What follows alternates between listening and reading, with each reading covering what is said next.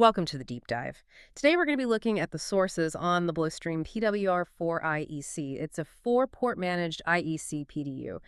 And we're really trying to get past the idea of just a simple power strip. Right.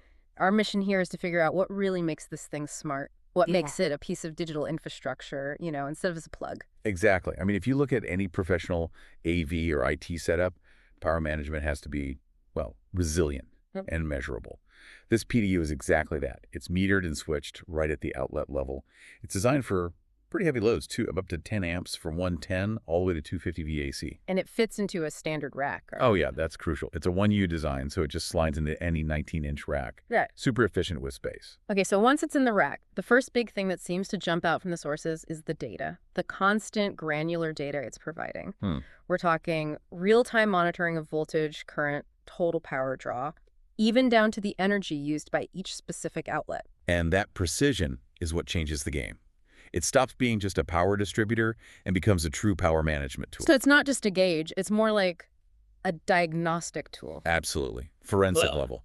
And because the PDU is effectively an electrical sensor, it enables all these critical control features. Like scheduling. Scheduling is part of it, which is great for efficiency, but even more important is the power sequencing, the on-off order. Why does that matter so much? It's all about preventing those huge damaging current spikes when everything turns on at once. It also makes sure your server boots up before your display, for instance, a stable, orderly startup. Makes sense.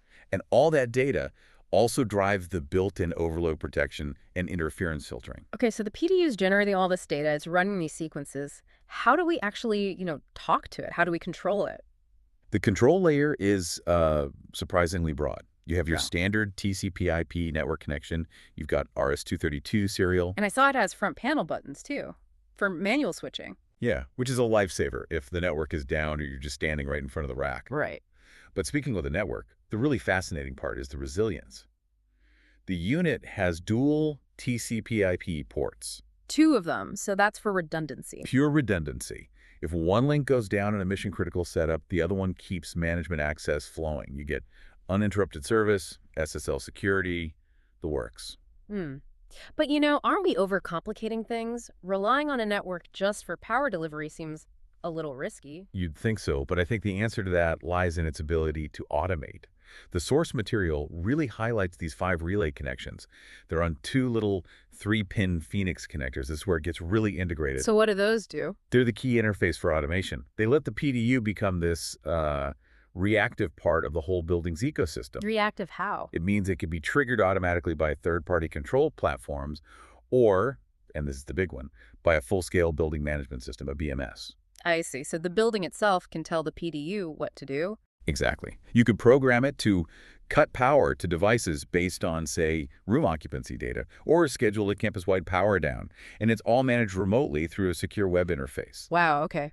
That deep integration really defines the managed part of the name, doesn't it? It really does. So just to recap the physical side, 1 C14 inlet, 4 C13 outlets, plus that RS-232 port, and it's all backed by a 5-year warranty. Yep, it's a solid build. At the end of the day, this device is just fundamentally changing what a power strip can be. It's offering precise measurement and flexible control that positions it as a core part of the system. It really does. And it leaves you with a pretty important question to think about.